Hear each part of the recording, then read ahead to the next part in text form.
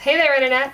Welcome back to Graphic Details after our somewhat unscheduled hiatus.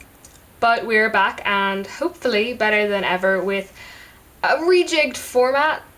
Instead of our Tuesday night What to Buy Tomorrow videos, we're going to just once a month talk about the best and worst of comics of the month that's just gone and what we're looking forward to next month, as well as once a week having our feature video, which will be a review or a discussion or something kind of topical, or maybe even something to do with the Dublin International Comic Expo this weekend. Who knows? That's not a ticket behind me.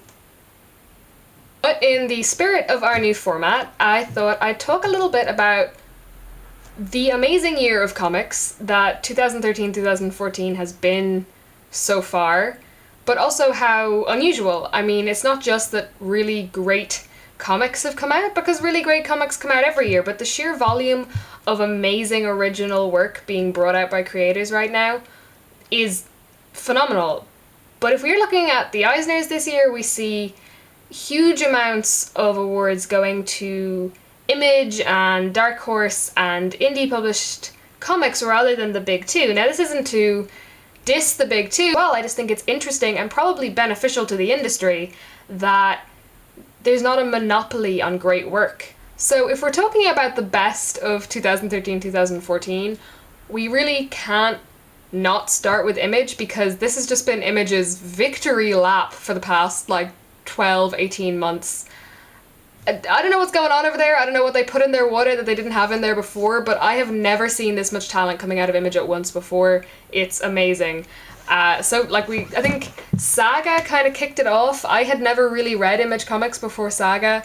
On the heels of this was Matt Fraction's Sex Criminals, Kelly Sue DeConnick's Pretty Deadly, both of whom are ongoing and, again, phenomenal. Especially the art in Pretty Deadly. Emma Rios, she well deserved that award. It is mind-blowing. Greg Rucka's Lazarus, Rat Queens, Shudder. I mean, I've just pretty much loved everything they're turning out this year, especially with our new addition to it, The Wicked and the Divine, which I'll admit, I'm a little bit obsessed. But let's not be shy about this. I'm a superhero girl at heart, so I'm never going to stray too far from the big two. Marvel has been turning out all sorts of great stuff. I think the Guardians of the Galaxy range of comics have been particularly great this year. Brian Michael Bendis' run on Guardians of the Galaxy was just really phenomenal and really great way to revamp the characters before the film came out. You know, I'll pretty much never stop talking about Ms. Marvel. Issue 7 was just the reason you're there. You know, you've been reading it and you've been liking it, and this was your payoff. It's funny and it's honest and it has a real charm to it that's believable insofar as, you know, superhero comics are. There's a real genuineness, if that's a word, to the characters and the way they're portrayed. One of the big events that I normally hate big event comics, because I feel like they're a leftover from the 90s and kind of about driving sales more than they are about telling stories, but there are exceptions to that, and I think Battle of the Atom was definitely one. This is a pretty hefty trade paperback, because it just draws from so many different continuing series and is such a complex story. Really hats off to everyone involved, Jason Aaron and Brian Wood and Brian Michael Bendis. DC has not been without its merits in 2014. I have plugged before and will plug again Amanda Connor's Harley Quinn, because I feel like this was one of the real saving graces of the New 52, especially given Harley Quinn's character started off so badly in the New 52. It was one of those things you held up as, this is what's wrong with the New 52, and Amanda Connor took that, ran with it, and just aced it. You know, it's funny and brutal and strangely heartwarming in a psychopathic way. It's everything a Harley Quinn comic should be, so go for it.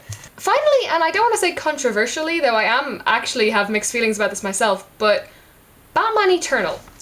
Batman Eternal has had its ups and downs, narratively, artistically, and I've talked about that in a review that I'll link below, but ultimately the rotating team behind it, which I think had problems with that, but it showcased a lot of really great talent and ideas, and while sometimes the story was a bit all over the place, it was fun and it was interesting and it kept you guessing and it brought loads of really big and great characters together in new and interesting ways, and it had loads of great Alfred moments. And anyone who knows me in comic books knows that I am a sucker for great Alfred stuff. Just anything with Alfred Pennyworth in it and I'm there. It brought Stephanie Brown back, and I definitely can't complain about that, and I still want to know what's going to happen next. And for me, that's kind of what comic books are all about. It's good to be back. See you guys next week.